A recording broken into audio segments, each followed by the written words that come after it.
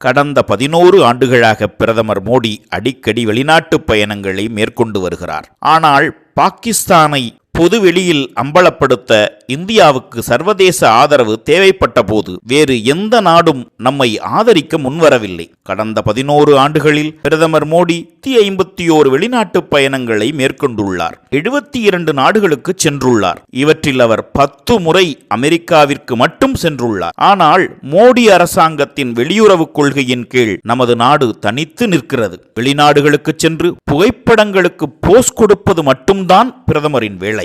சர்வதேச நாணய நிதியம் பாகிஸ்தானுக்கு $1.4 பில்லியன் பிணை எடுப்பு கடனை வழங்கியுள்ளது. ஆனால் இந்தியாவின் நிலைப்பாட்டை யாருமே ஆதரிக்கவில்லை.